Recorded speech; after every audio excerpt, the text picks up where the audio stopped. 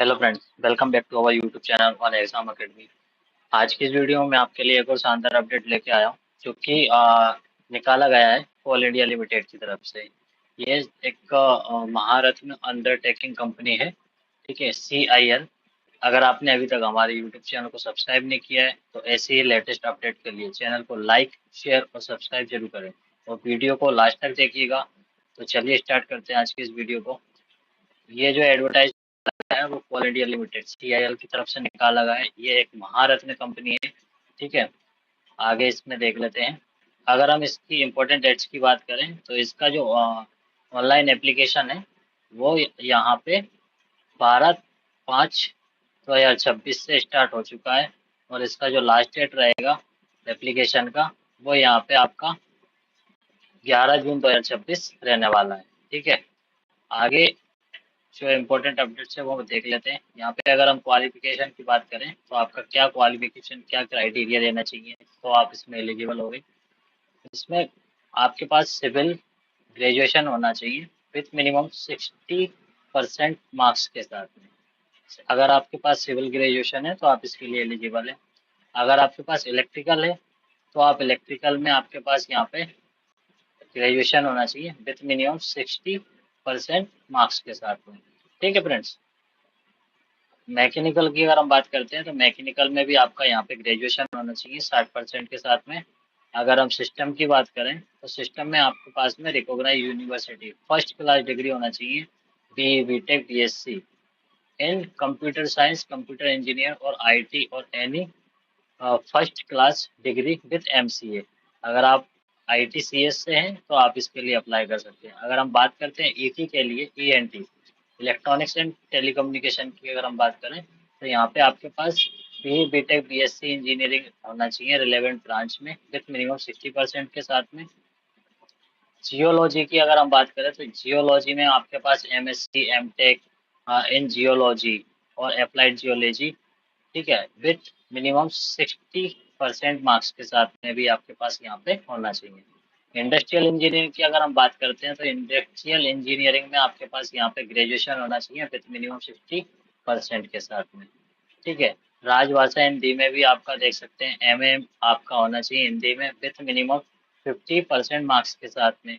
अगर हम यहाँ पे CS कंपनी सेक्रेटरी की बात करें तो यहाँ पे आपका जो क्राइटेरिया है वो रहने वाला है graduation in any discipline from a recognised university institute having required company secretary qualification with associate follow fellow membership, ठीक है।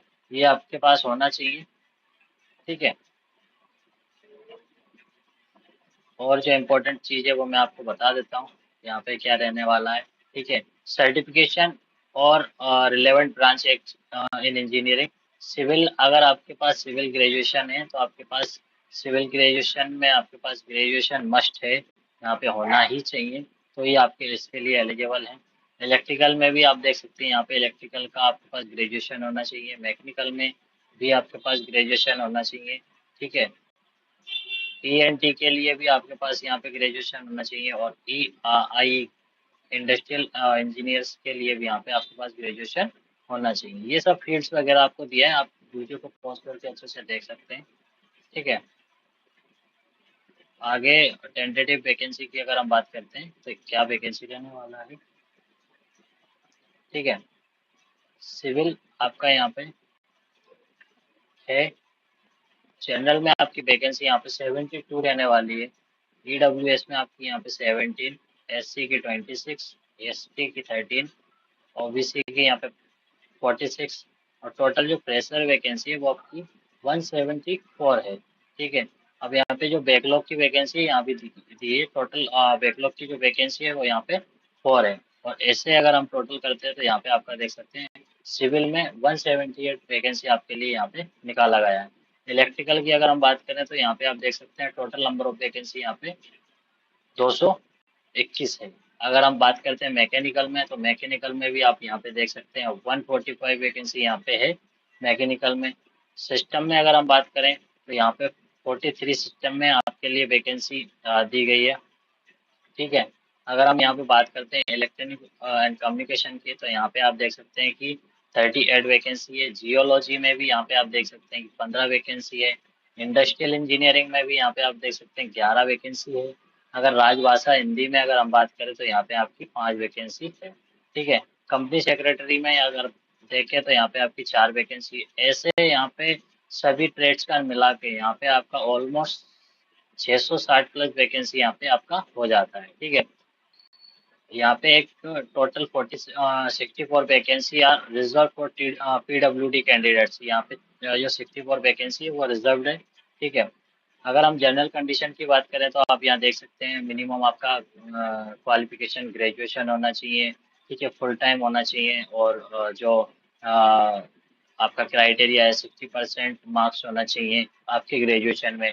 आप अच्छे से इसको रीड कर सकते हैं, कोई दिक्कत वाली बात नहीं है। सिलेक्शन प्रोसेस की अगर हम बात करते हैं तो यहाँ पे देख सकते हैं selection will be based on the marks obtain in the computer based online test. जो आपका सीवीटी एग्जाम होगा उस पर बेस्ड होगा। The detail regarding the date of the CVT will be intimate through the admit card for CVT at the admit card will be available for downloading through individual login portal for the candidate and no interview will be held for the final selection। यहाँ पे आप ये देख सकते हैं आपका CVT के through यहाँ पे सिलेक्शन होने वाला है। ठीक है। अप्लाई करने से पहले आप ये सारी कंडीशन पढ़ सकते हैं। अगर यहाँ पे हम सेंटर की बात करें, सिटीज की कहाँ पे आपका एग्जाम होगा, तो इसमें बताया गया है कि जब आप एग्जाम फिल करेंगे, एप्लीकेशन फिल करेंगे, तो उसी टाइम पे आपको चूज करने का ऑप्शन आएगा कहाँ पे आप सिटी को चूज करना चाहते हैं। और यहाँ पे आपका कंप्यूटर बेस्ड ऑनलाइन टेस्ट होगा आपका, यहाँ पे देख सकते हैं। ठीक है। पेपर 1 और पेपर 2 आपका क्वालिफाइंग नेचर है, प्रोफेशनल और एमसीक्यू बेस्ड है। यहाँ पे आपका ये देख सकते हैं no mark will be awarded for the unattempted questions और no penalty for wrong answer. यहाँ पे कोई आपका नेगेटिव मार्किंग नहीं रहने वाला है। ठीक है। तो ये बहुत अच्छी अपॉर्चुनिटी आपके लिए दोस्तों। ठीक है। यहाँ पे देख सकते हैं क्वालिफाइंग नेचर आपका रहने वाला है। Qualifying mark in the computer based online test UR के लिए यहाँ पे आपका 40% रहने वाला है। ठीक है। 40 मार्क्स रहने वाला है। अगर ओबीसी की बात करें तो 35 और एससी एसटी पीडब्ल्यूडी के लिए यहाँ पे 30 मार्क्स का यहाँ पे क्वालिफाइंग नेचर रहने वाला है। ठीक है। और जो सीए डिसिप्लिन है ये आप देख सकते हैं, अच्छे से आप इसको पढ़ सकते हैं। एनओसी आपके पास होना चाहिए। ये तो आपका क्वालिफाई होने के बाद का प्रोसेस है। ठीक है।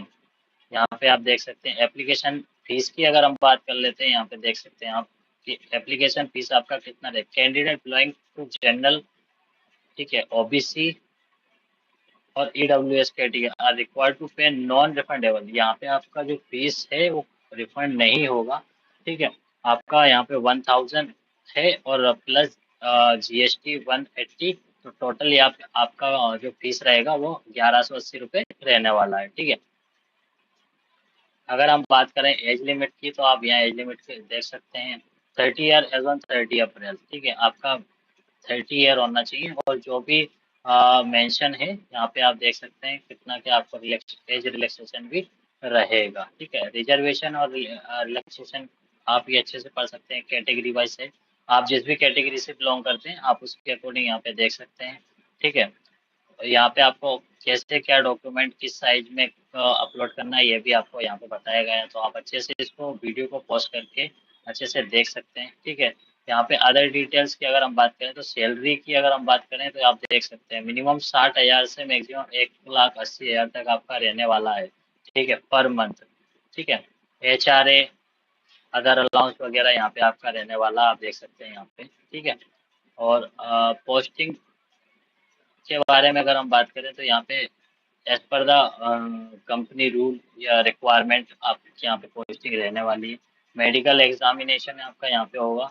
ठीक है। हाउ टू अप्लाई, अप्लाई कैसे करना है, तो अप्लाई यहाँ पे आपको सीआईएल की ऑफिशियल वेबसाइट पे जाके आपको अप्लाई करना है। ठीक है। आप यहाँ पे देख सकते हैं कि ये पूरा डिटेल यहाँ पे दिया हुआ है, आप कैसे क्या अप्लाई करना है। ठीक है।